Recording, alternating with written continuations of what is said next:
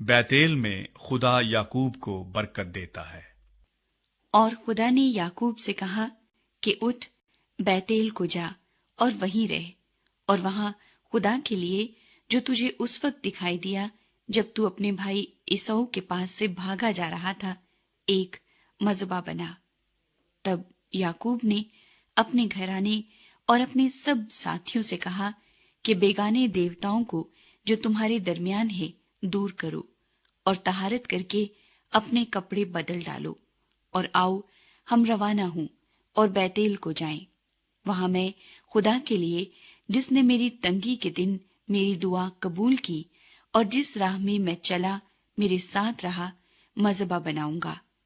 तब उन्होंने सब बेगाने देवताओं को जो उनके पास थे और मुंदरों को जो उनके कानों में थे याकूब को दे दिया, और याकूब ने उनको उस बलूत के दरख्त के नीचे जो सिकम के नजदीक था दबा दिया। और उन्होंने कूच किया, और उनके आसपास के शहरों पर ऐसा बड़ा खौफ छाया हुआ था कि उन्होंने याकूब के बेटों का पीछा न किया। और याकूब उन सब लोगों समेत जो उसके साथ थे लूज पहुंचा। बैतेल यही है और मुल्क कैनान में है। और उसने वहां मज़बा बनाया और उस मकाम का नाम तेल बैतेल रखा, क्योंकि जब वो अपने भाई के पास से भागा जा रहा था तो खुदा वहीं उस पर जाहिर हुआ था। और रिबका की दाया दबूरा मर गई, और वो बैतेल की उतराई में बलूत के दरख्त के नीचे दफन हुई, और उस बलूत का नाम अलवन बकूत रखा गया। और याकूब के फदान आराम से आने के बाद खुदा उसे फिर दिखाई दिया और उसे बरकत बख्शी। और खुदा ने उसे कहा कि तेरा नाम याकूब है, तेरा नाम आगे को याकूब न कहलाएगा, बल्कि तेरा नाम इस्राएल होगा। सो उसने उसका नाम इस्राएल रखा। फिर खुदा ने उसे कहा कि मैं खुदाए कादरे मुतलिक हूं, तू बरोमंद हो और बहुत हो जा। तुझसे एक कौम, बल्कि कौमों के जत्थे पैदा होंगे, और बादशाह तेरे सुल्ब से निकलेंगे। और ये मुल्क जो मैंने इब्राहिम और इसहाक को दिया है, सो तुझको दूंगा, और तेरे बाद तेरी नस्ल को भी यही मुल्क दूंगा। और खुदा जिस जगह उससे हम कलाम हुआ वहीं से उसके पास से ऊपर चला गया। तब याकूब ने उस जगह जहां वो उससे हम कलाम हुआ पत्थर का एक सतून खड़ा किया, और उस पर तपावन किया और तेल डाला। और याकूब ने उस मकाम का नाम जहां खुदा उससे हम कलाम हुआ बैतेल रखा।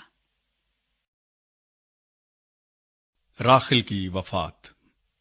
और वो बैतेल से चले, और इफरात थोड़ी ही दूर रह गया था कि राखिल के दर्द ज़ेह लगा और वज़ाए हमल में निहायत दिक्कत हुई।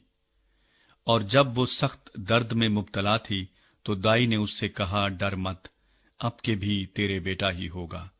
और यूं हुआ कि उसने मरते मरते उसका नाम बेनौनी रखा और मर गई, पर उसके बाप ने उसका नाम बिन्यामीन रखा।